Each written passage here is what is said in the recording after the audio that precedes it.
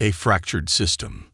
The late afternoon sun cast a golden glow over the bustling streets of Meadowbrook, a small town divided by more than just its train tracks. On one side, the roads were clean, lined with manicured lawns and freshly painted houses.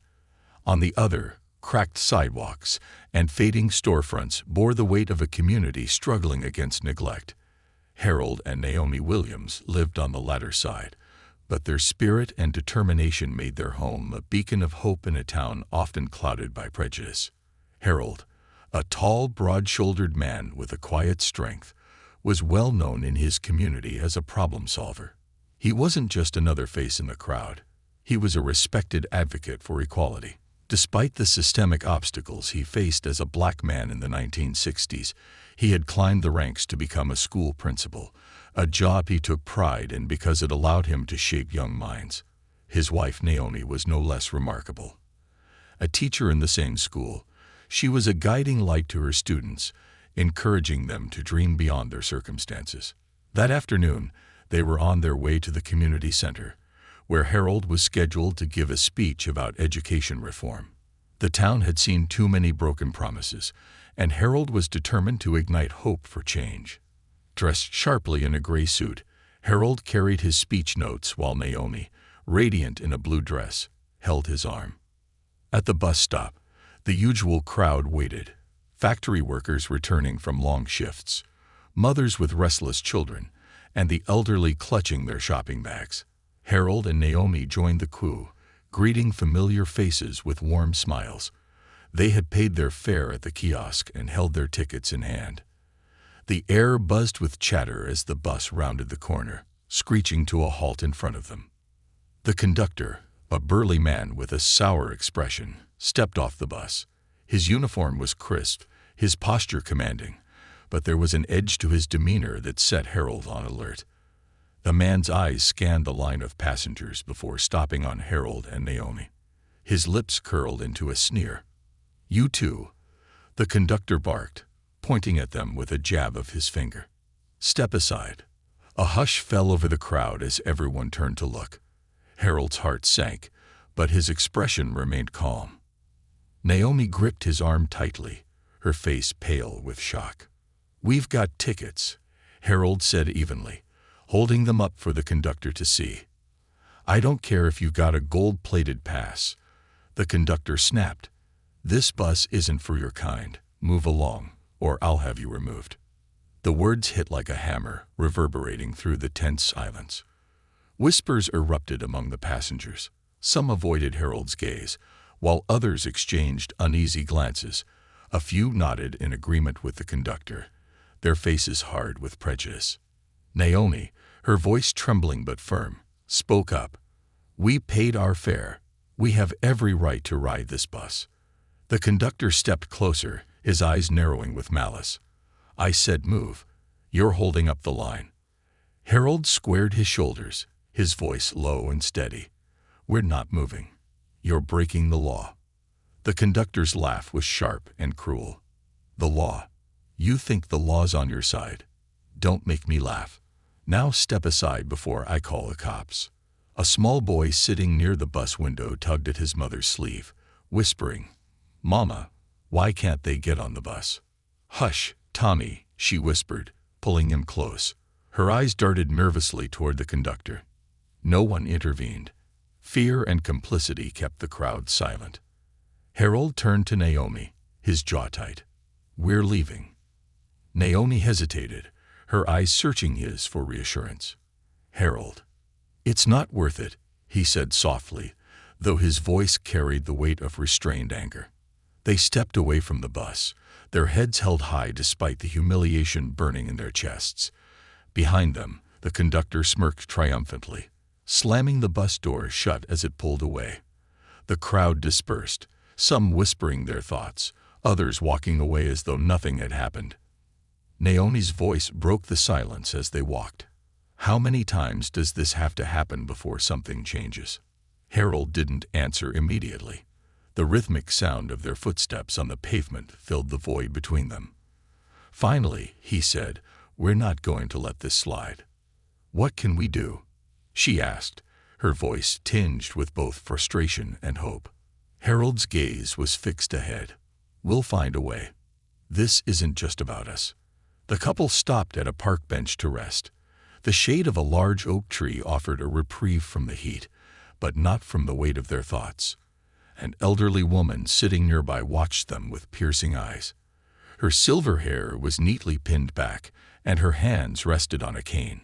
She had seen the incident unfold from across the street. "You two were at the bus stop," she said, her voice warm but firm. Naomi nodded cautiously.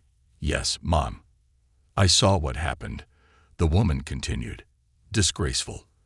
That man had no right to treat you like that." Harold remained silent, his hands clenched at his sides. But Naomi spoke. "It's not the first time. We've learned to pick our battles." The woman frowned. "And when will it be the right time to fight back? You shouldn't have to choose." Harold looked at her, his voice steady but edged with frustration. "And what would you have us do?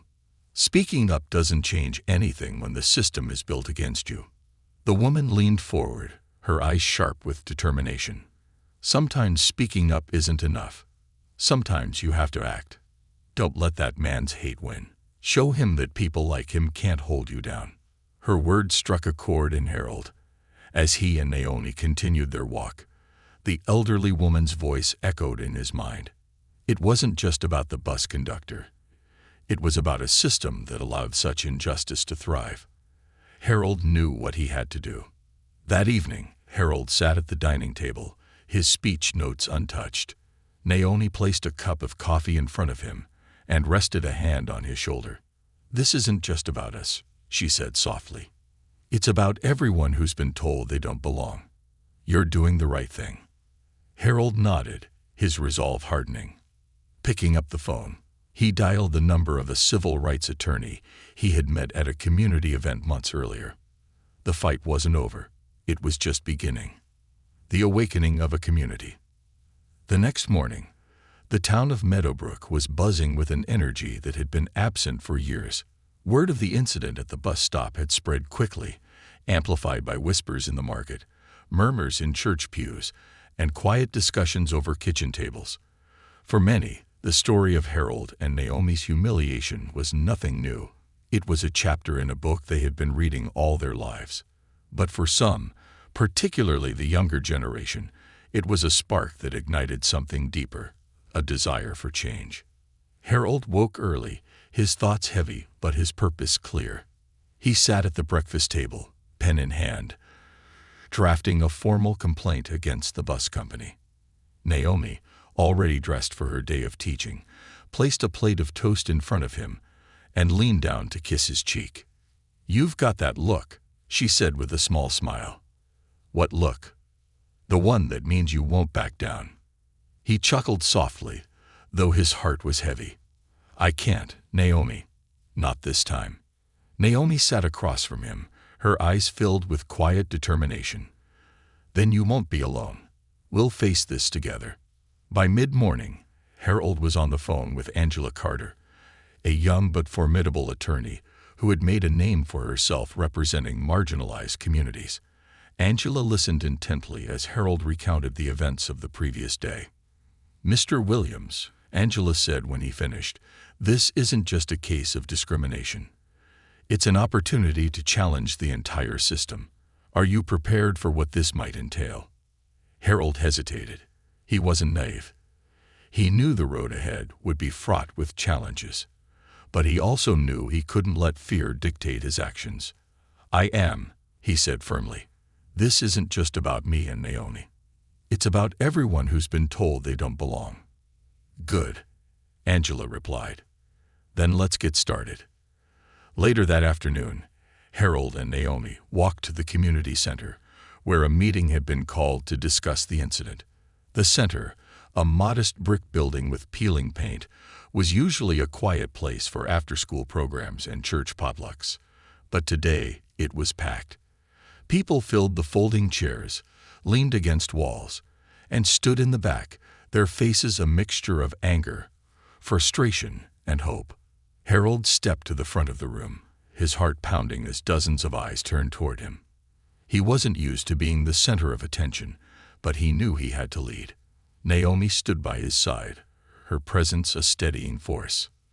"Thank you all for coming," Harold began, his voice steady but filled with emotion. "What happened to me and Naomi yesterday wasn't unique. It wasn't the first time, and it won't be the last if we don't do something about it." A murmur of agreement rippled through the crowd. "The question," Harold continued, "is what are we going to do? Are we going to let this continue, or are we going to stand together and fight for the respect and dignity we deserve?" A young man in the back raised his hand. "Mr. Williams, how do we fight? They've got the power, the money, the law on their side." Harold nodded. "You're right. They do have power, but so do we. Our power is in our unity, our voices, and our determination. And if we stand together, they can't ignore us." Naomi stepped forward, her voice calm but commanding. "This isn't just about fighting back. It's about building something better. We have to show them that we won't accept being treated as less than. That starts here, with all of us." The room erupted into applause, and for the first time in a long time, Harold felt a sense of hope. The days that followed were a whirlwind of activity. Angela filed an official lawsuit against the bus company, accusing them of discriminatory practices. Harold and Naomi's story was picked up by a local newspaper, and soon it was the talk of the town. Civil rights organizations from nearby cities reached out, offering their support. But not everyone was pleased with the attention. Harold and Naomi received anonymous letters filled with hateful words. The principal at Harold's school warned him to be careful and not stir up trouble. Some neighbors, once friendly, now crossed the street to avoid them. One evening, as Harold sat at his desk reviewing case documents, there was a knock at the door. Naomi answered to find Reverend Clayton, the pastor of their church, standing on the porch. "Good evening, Reverend," Naomi said, stepping aside to let him in. "Please, come in." Reverend Clayton was an imposing man with a booming voice and a presence that commanded respect. But tonight, his expression was somber. "Harold," the Reverend began as he sat down, "I've been hearing a lot about what you're doing, and while I admire your courage, I have to ask, are you ready for the consequences?" Harold leaned back in his chair, meeting the Reverend's gaze. "I've thought about it, Reverend, and I know it won't be easy. But what choice do we have?" The Reverend sighed. "You're right, of course. Change never comes without sacrifice. But remember, you're not just fighting for yourself. You're fighting for everyone who looks to you for strength. Don't let them down." "I won't," Harold promised. The first court hearing was scheduled for the following week, and the town braced itself for the spectacle. On the day of the hearing, the courthouse steps were crowded with reporters, activists, and curious onlookers. Harold and Naomi arrived hand in hand, their heads held high despite the swarm of cameras and questions. Inside, the courtroom was packed. Angela stood at the plaintiff's table, her calm demeanor masking the fire in her heart. Across the aisle sat the bus company's defense team, led by Edward Mansfield, a slick lawyer known for his ruthless tactics. The judge, a stern woman with sharp eyes, called the court to order. Angela began her opening statement, laying out the case with precision and passion. "This isn't just about a bus ride," she said, her voice echoing through the room. "It's about the systemic discrimination that has plagued this town for decades. It's about holding those in power accountable for their actions. And it's about ensuring that no one else has to endure what Harold and Naomi endured." Edward smirked as Angela spoke, but Harold wasn't intimidated. He knew the road ahead would be long and difficult, but he also knew they were on the right side of history. As the first witness took the stand, Harold leaned over to Naomi and whispered, "No matter what happens, we've already won." "How so?" Naomi asked, her eyes filled with curiosity. "Because we're not silent anymore," Harold replied. "And that's the first step toward real change. The battle lines are drawn." The courtroom was silent as the first witness, Mrs. Caldwell, took the stand. A retired schoolteacher in her late 70s, she carried herself with the dignity of someone who had seen a lifetime of injustice and refused to let it break her. As she adjusted her glasses and faced the jury, her hands trembled slightly, but her voice was steady.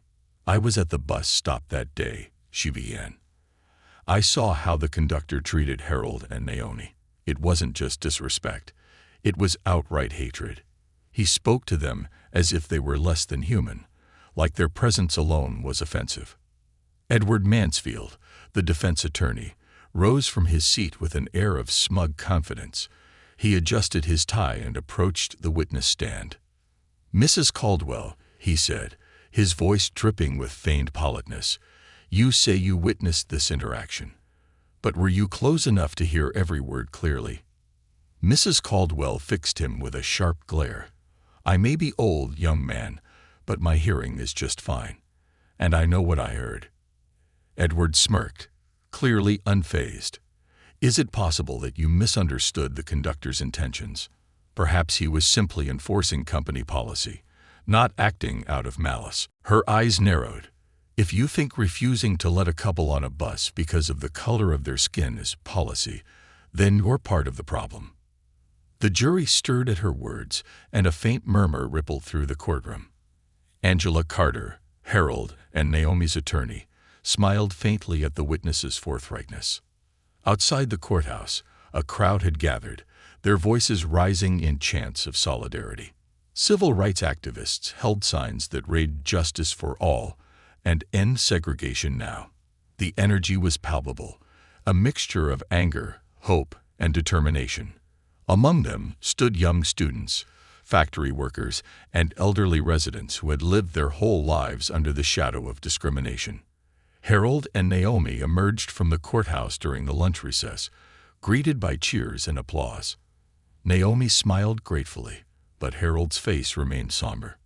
"Harold," Naomi said softly, placing a hand on his arm. "Look at them. They're here because they believe in what we're doing." He nodded, his gaze sweeping over the crowd. "I just hope we don't let them down." "You won't," a voice said behind them. They turned to see Reverend Clayton, standing with several members of the church. "This fight isn't just yours, Harold. It's ours." Back in the courtroom, the defense began to mount their case. Edward called several witnesses, including a bus company manager who tried to paint the conductor as a man under pressure, simply doing his job. "Our drivers face all sorts of challenges," the manager said. "Safety is our top priority, and sometimes that means making difficult decisions. I'm sure the conductor didn't intend to cause harm." Angela rose from her seat, her expression calm but resolute. "Let's talk about those difficult decisions," she said. "Are you aware of any policies that explicitly or implicitly discriminate against black passengers?" The manager hesitated, glancing at Edward, who nodded subtly. "I'm not aware of any such policies," he said carefully. Angela stepped closer, her eyes boring into the manager. "So you're saying the conductor acted entirely on his own? That his behavior had nothing to do with company culture or practices?" "That's correct," the manager replied, though his voice lacked conviction. Angela walked to her table and picked up a file. "I'd like to enter this document into evidence," she said, handing it to the judge. "It's a memo sent to all bus company employees 2 years ago, outlining so-called best practices. Among them is a line advising drivers to use discretion when picking up passengers in certain neighborhoods. Would you care to explain what that means?" The manager's face reddened. I'm not familiar with that document." "Convenient," Angela said, her tone icy. "But let's be clear, use discretion is often code for discrimination, isn't it?" Edward jumped to his feet. "Objection. Speculation." The judge nodded. "Sustained. Miss Carter, rephrase your question." Angela didn't miss a beat. "Let me ask you this. Are drivers ever reprimanded for refusing service to black passengers, even when those passengers have paid their fare?" The manager shifted uncomfortably. "I can't speak to specific cases." Angela turned to the jury. "Exactly. Because it's easier to turn a blind eye than to confront the truth. As the trial continued, tensions in the town reached a boiling point. Supporters of Harold and Naomi organized marches and rallies, while opponents spread rumors and threats. One morning, Harold found a brick thrown through their front window. The words, "Go back to Africa," scrawled on a note tied to it. Naomi gasped when she saw the shattered glass, but Harold calmly picked up the brick and placed it on the table. "We knew this would happen," he said quietly, "but it doesn't change anything." Naomi placed her hand over his. "If anything, it proves we're doing the right thing." The next day in court, Angela called a surprise witness, Thomas Grayson, a former regional manager for the bus company. The courtroom buzzed with whispers as the graying man approached the stand. He looked nervous but determined. "Mr. Grayson," Angela began, "can you tell us about your time with the bus company?" Thomas nodded. "I worked there for 15 years, overseeing operations in several regions. And during that time, did you observe any practices that concerned you?" Thomas hesitated, glancing at the defense table where Edward glared at him. Finally, he said, "Yes, there were unwritten policies designed to discourage black passengers from using our buses. Drivers were told to make them feel unwelcome, to deny service whenever they could justify it." Gasps erupted in the courtroom. Angela handed a document to the judge. "Your Honor, this is a copy of a memo Mr. Grayson provided, outlining these unwritten policies. It was marked confidential and distributed to all regional managers." Edward leaped to his feet. "Objection! This is hearsay and unverifiable." The judge examined the document. Overruled. The memo will be entered into evidence. Thomas continued, his voice growing stronger. "I left the company because I couldn't stomach it anymore. What happened to Harold and Naomi wasn't an isolated incident. It was part of a pattern." By the end of the day, the mood in the courtroom had shifted. Angela's relentless questioning and the testimony of Thomas Grayson had shaken the defense's confidence. Harold and Naomi sat silently at their table, their hands clasped tightly. Outside, the crowd had swelled, their chants echoing through the streets. The fight was far from over, but for the first time, Harold felt the tide beginning to turn. As they left the courthouse, Harold turned to Naomi and said, "We're not just fighting for ourselves. We're fighting for everyone who's been silenced." Naomi smiled, her eyes shining with pride. "And we won't stop until they hear us." The fire within. The next morning brought a storm of attention to Harold and Naomi's case. Newspapers carried bold headlines like "Couple Takes on Bus Company in Landmark Discrimination Case" and "Justice on Trial in Meadowbrook." Radio commentators debated the implications of the lawsuit, while whispers of the trial reached far beyond the town's borders. What began as a local incident was evolving into a national story, a symbol of a much larger fight for civil rights. For Harold and Naomi, the heightened attention was both a blessing and a burden. Support poured in from unexpected places, letters from strangers expressing solidarity, donations to cover legal expenses, and offers of help from prominent activists. Yet with the support came an equal measure of backlash. A local paper printed an editorial accusing the couple of stirring up trouble and seeking fame. Anonymous threats arrived in the mail, warning them to drop the case or face the consequences. Naomi, ever the optimist, tried to focus on the positive. She spent her mornings reading letters of encouragement aloud to Harold as he prepared for the next day in court. "Listen to this one," she said, holding up a letter. "Dear Mr. and Mrs. Williams, your courage gives us hope. My family has faced the same struggles, but we never had the strength to fight back. Thank you for standing up for all of us." Harold smiled faintly, his pen pausing on the legal pad in front of him. "It's humbling," he said, "but it's also a reminder of how much is riding on this." Naomi reached across the table, placing her hand over his. "We're not alone in this, Harold. Remember that." Meanwhile, Angela Carter was hard at work building their case. She knew the defense would double down after the revelation of the memo in court, and she needed more evidence to solidify their claims. Late one night, As she sifted through stacks of documents in her office, her phone rang. "Angela Carter speaking," she answered, her voice sharp with exhaustion. "Miss Carter, my name is Sarah Jenkins," the caller said hesitantly. "I worked as a clerk for the bus company for several years. I've been following the case, and I think I have something that might help." Angela sat up straight. "Go on." "There's a ledger," Sarah said. "It's kept in the main office.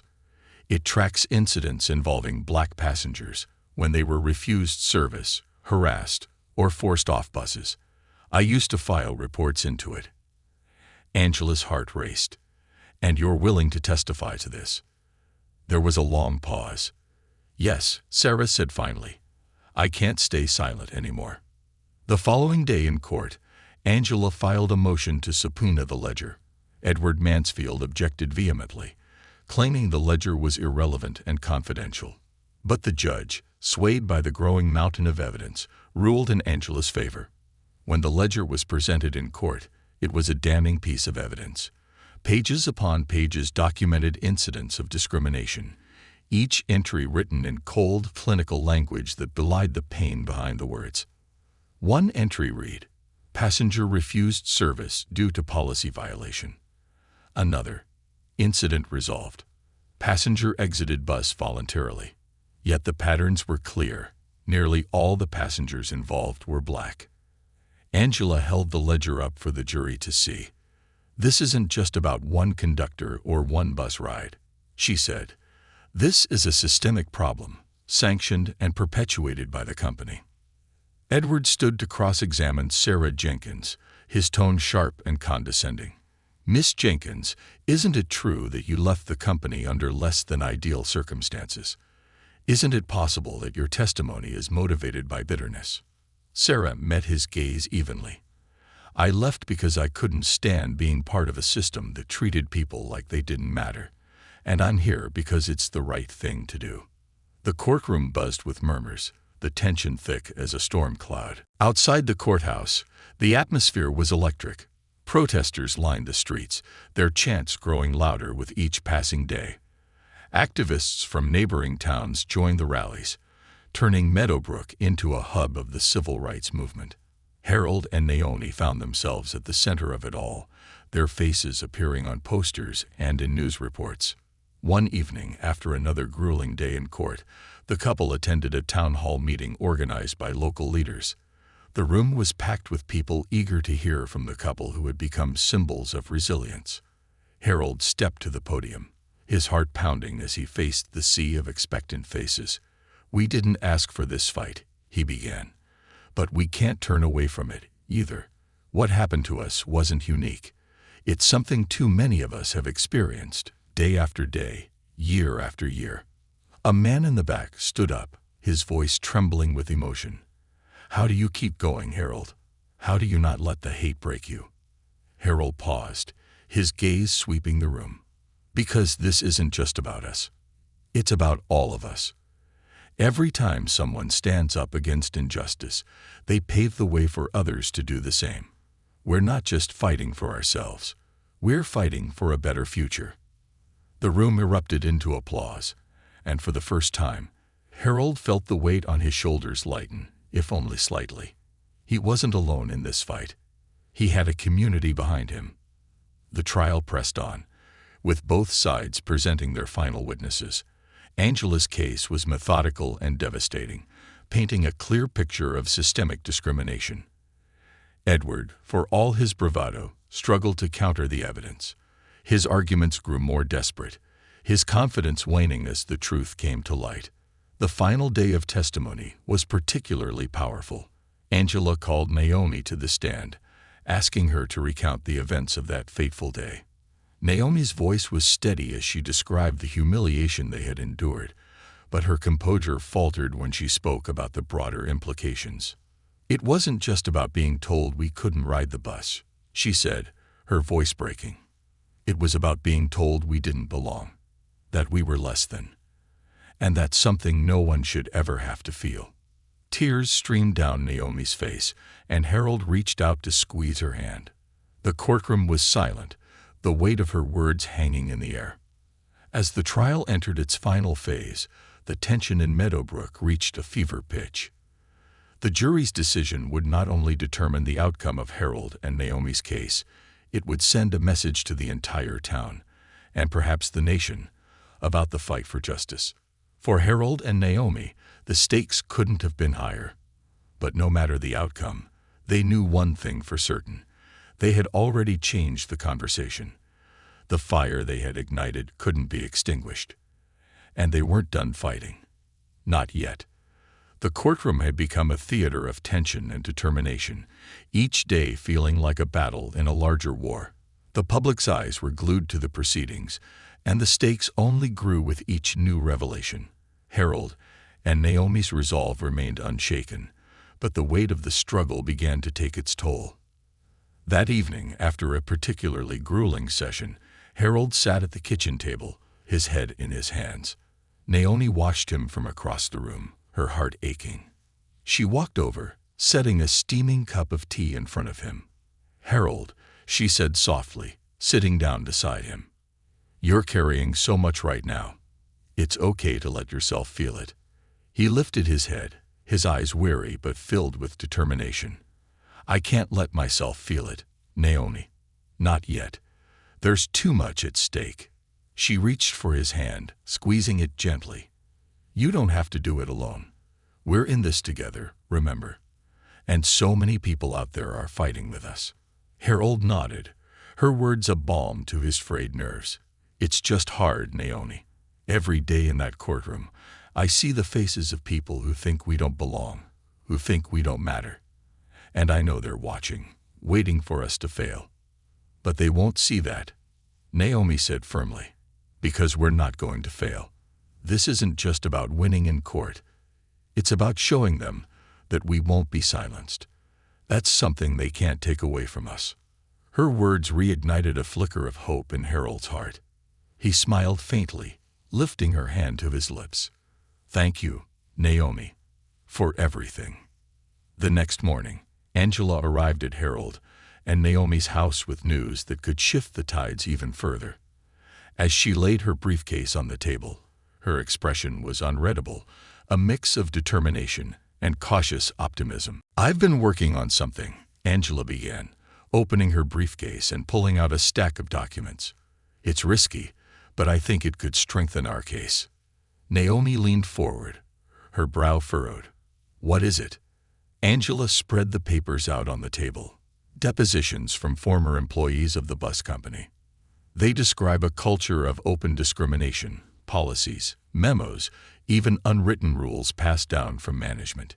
It paints a damning picture, but it's not ironclad. The defense will try to discredit it." Harold studied the papers, his jaw tightening. "If we present this, it could change everything." Angela nodded. "It could, but it also opens us up to even more scrutiny. The defense will come after us harder than ever." Naomi placed a hand on Harold's arm. "We've come this far. We can't back down now." Harold looked at Angela, his voice steady.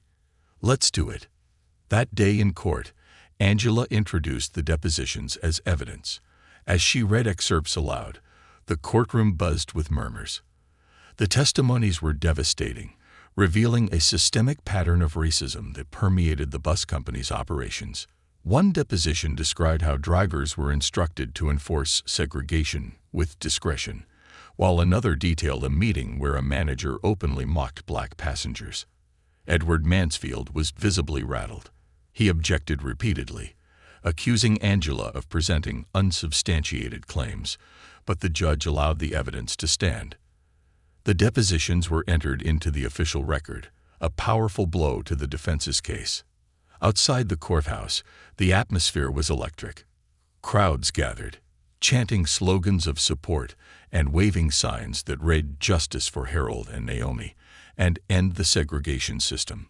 Local radio stations broadcast updates on the trial, and even national outlets began to take notice. Among the crowd was Sarah Jenkins, the former bus company clerk who had testified earlier in the trial.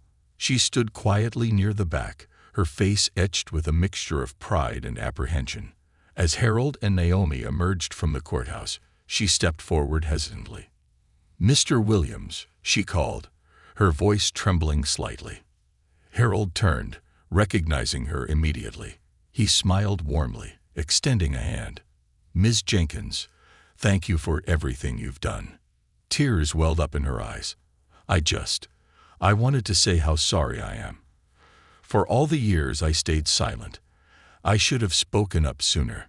Harold placed a reassuring hand on her shoulder. "You spoke up when it mattered most. That's what counts." Naomi stepped beside him, her smile kind. "You've made a difference, Miss Jenkins. Don't ever forget that." As the trial continued, the defense grew increasingly desperate.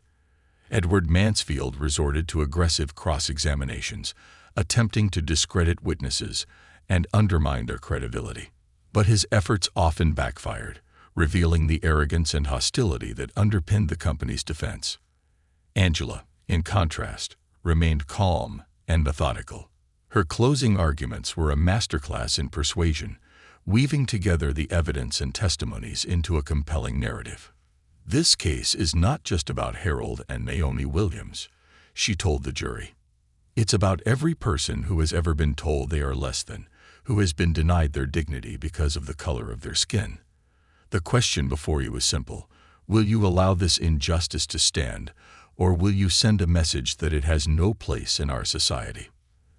That evening, as Harold and Naomi walked home, the weight of the trial pressed heavily on their shoulders. But as they passed the park where the elderly woman had spoken to them days earlier, they noticed something that filled them with hope. A group of young people had gathered, sitting in a circle beneath the oak tree. They were discussing the trial, their voices animated with passion and determination. One of them, a teenage boy, stood up and called out as Harold and Naomi walked by. "Mr. Williams, Mrs. Williams." They turned, surprised. The boy ran up to them, his eyes bright with admiration. "I just wanted to say, thank you for standing up, for showing us that we don't have to take it anymore." Harold smiled, his heart swelling with pride. "Thank you for believing in what we're doing." The boy nodded, his voice firm. "We're all behind you." As Harold and Naomi continued their walk, they felt a renewed sense of purpose. The fight wasn't just about them. It was about the future. And with every step, they carried the hopes of an entire community. The fire within them burned brighter than ever. The verdict looms. The final days of the trial were a whirlwind of emotion and anticipation. The courtroom had become a crucible of hope, tension, and raw determination. The seats were packed with supporters, detractors, and curious onlookers, all eager to witness history unfold. Outside, the courthouse steps teemed with protesters and reporters, their chants and questions creating a cacophony that echoed across Meadowbrook. Inside the courtroom, the air was thick with anticipation as Angela Carter rose to deliver her closing argument. Dressed in a sharp navy suit, her demeanor was calm, but her voice carried the weight of 1,000 voices demanding justice. "Ladies and gentlemen of the jury," Angela began, her gaze sweeping across the room. "This case is not merely about a bus ride. It is about a systemic failure to honor the principles of equality and fairness that form the backbone of our society. Harold and Naomi Williams were not denied a seat on that bus because of anything they did, but because of who they are." She paused, letting her words sink in before continuing. "The defense has tried to paint this as a misunderstanding, an overreaction. But the evidence we've presented, the testimonies, the memos, the ledger, tells a different story. It tells a story of a system designed to humiliate, exclude, and oppress. This is your moment to say enough." Angela stepped closer to the jury, her voice softening but losing none of its power. "This case is not just about holding one company accountable. It is about sending a message that every person, regardless of their race, deserves dignity and respect. I ask you to consider this carefully, not just for Harold and Naomi, but for all of us." On the other side of the courtroom, Edward Mansfield stood for his closing argument. His confidence had been shaken by the revelations of the trial, but he still carried himself with the bravado of a seasoned litigator. "Ladies and gentlemen," Edward began, pacing before the jury, "what we have here is a case of misunderstanding blown out of proportion. My clients, the bus company, operate under immense pressure to ensure safety and efficiency. The conductor acted within his discretion, and while his words may have been harsh, they were not illegal." He paused, smirking slightly. "This trial has been filled with emotional appeals, but emotions do not equal evidence. I urge you to look past the rhetoric and focus on the facts. The plaintiffs would have you believe this is a case of systemic discrimination, but where is the proof? A few disgruntled employees and vague documents. That is not justice. That is conjecture." Edward's tone turned cold as he delivered his final line. "Do not let yourselves be swayed by sentiment. Base your decision on the law." After the closing arguments, the judge instructed the jury and dismissed them to deliberate. The courtroom emptied, leaving Harold and Naomi sitting quietly at their table. Their hands were clasped tightly, a silent exchange of strength and reassurance. As they stepped outside, the roar of the crowd greeted them. Supporters cheered and chanted, their signs waving in the air.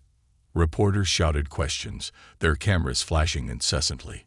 Harold and Naomi moved through the throng, nodding and smiling faintly but saying little. The weight of uncertainty hung heavy over them. The jury's deliberation stretched into the next day, then the next.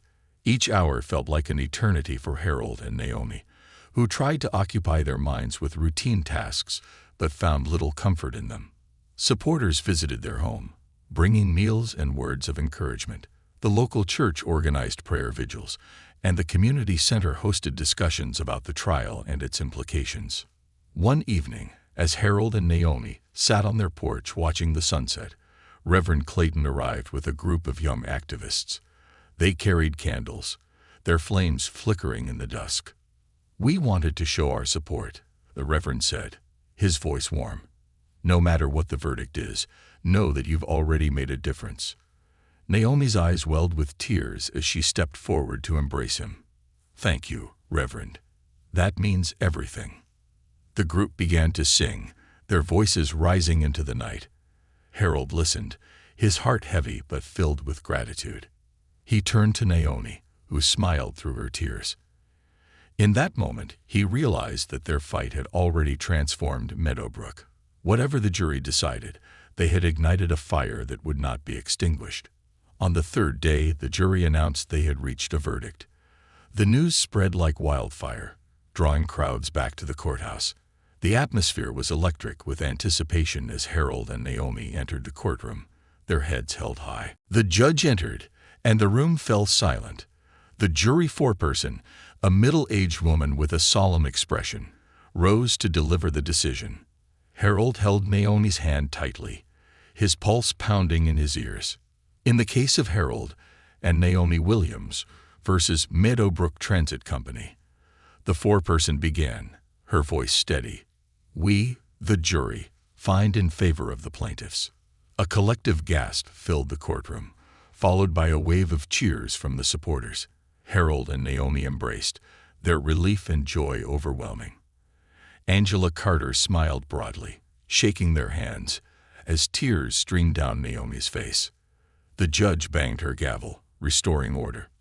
The jury has also awarded the plaintiffs compensatory damages and ordered the company to implement immediate reforms to address discriminatory practices.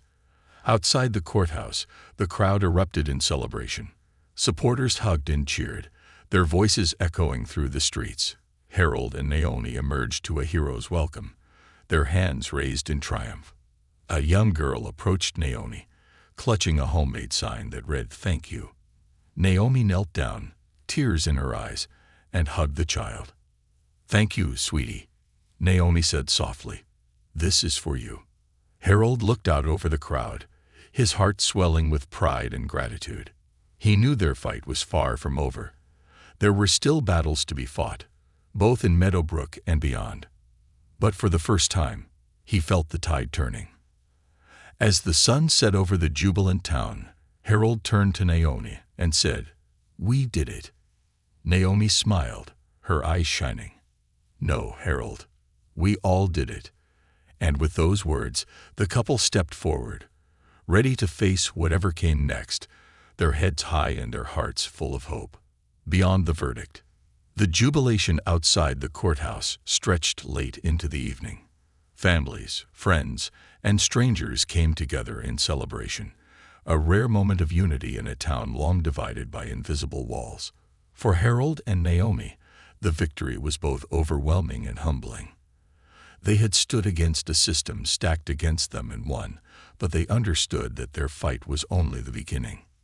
The morning after, the next morning, Harold and Naomi awoke to a flood of messages, letters, and visitors.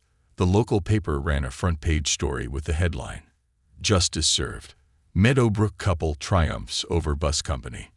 Larger newspapers and even national outlets picked up the story, highlighting the trial as a landmark case in the fight against systemic racism. Naomi stood in the kitchen, sipping her coffee and reading a letter from a teacher in another state. "Listen to this one," she said, her voice tinged with emotion. "Dear Mrs. Williams, I read about your courage in standing up to the bus company. You've inspired me to speak out about injustices in my own community. Thank you for reminding us that change begins with brave voices like yours." Harold looked up from the stack of letters he was sorting. "It's incredible, isn't it? People we've never met, from places we've never been, are standing with us." Naomi nodded. "It's bigger than us now, Harold. This victory belongs to everyone who's ever been told they don't belong." A community transformed. The days that followed the verdict saw a ripple effect throughout Meadowbrook. The bus company, under court order, implemented sweeping reforms to address its discriminatory practices. Conductors underwent mandatory training, new policies were enacted, and oversight committees were established to ensure compliance. Harold and Naomi, along with Angela Carter, were invited to join these committees, their voices instrumental in shaping the changes. But the victory extended beyond the bus company. Inspired by Harold and Naomi's courage, the community began to mobilize. Churches, schools, and local organizations held forums and workshops on equality and justice. Young people, emboldened by the trial's outcome, organized peaceful protests and voter registration drives. One afternoon, Harold and Naomi attended a rally at the community center. The room was packed with people of all ages and backgrounds, their faces alive with hope and determination. As Harold stepped to the podium, the crowd erupted into applause. "Thank you," he began, his voice steady.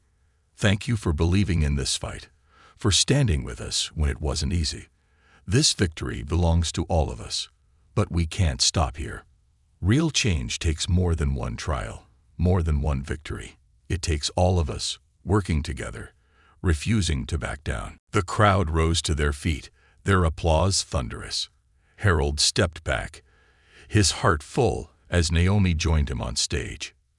"We've seen what happens when we come together," Naomi said, her voice filled with conviction. "Let's keep going. Let's make Meadowbrook a place where everyone belongs." National recognition.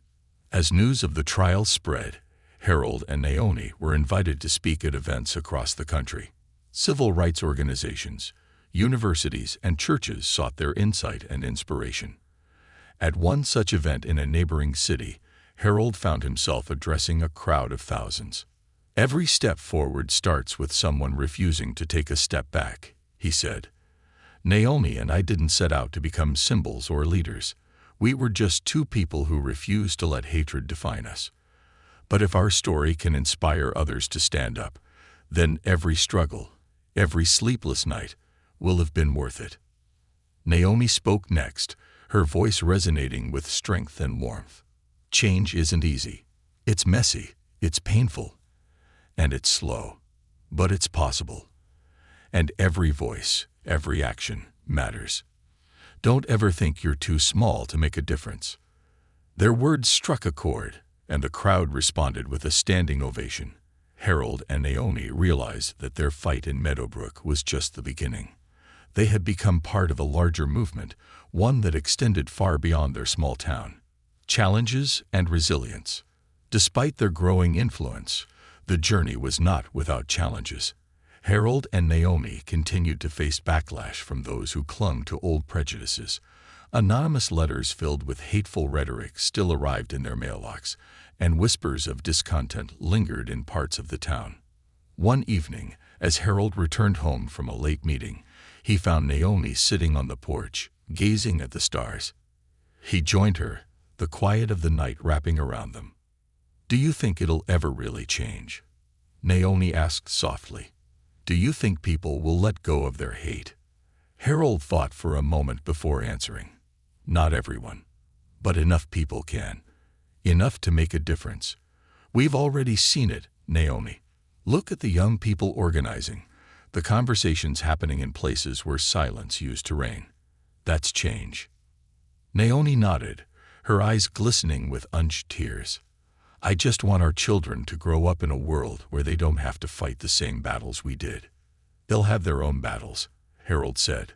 "But maybe, just maybe, they'll have fewer of them because of what we've done. A lasting legacy." Months after the trial, Harold and Naomi were invited to Washington, D.C. to attend a summit on civil rights. As they walked through the grand halls of the Capitol, they felt the weight of history pressing around them. They met other activists, leaders, and changemakers, each with their own stories of struggle and triumph.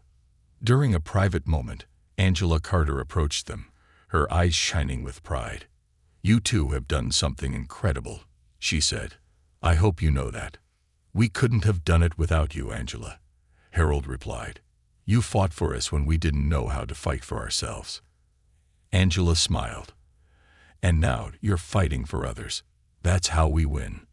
Back in Meadowbrook, life began to settle into a new rhythm. The town, once fractured by prejudice, was slowly healing.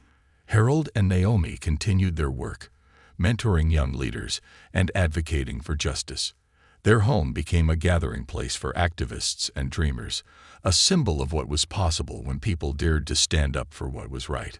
One evening, as they sat on their porch watching the sun dip below the horizon, Naomi turned to Harold and smiled. "Do you ever think about how it all started? Just one moment, one decision, and it changed everything." Harold nodded, his gaze thoughtful. "It's amazing, isn't it? How one act of courage can ripple out and touch so many lives." Naomi leaned her head against his shoulder.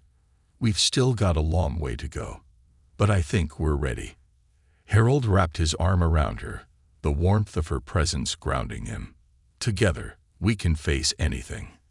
As the stars began to emerge, Harold and Naomi sat in peaceful silence, knowing that their fight was far from over, but also knowing that they had already built a legacy of hope, courage, and resilience that would endure for generations to come.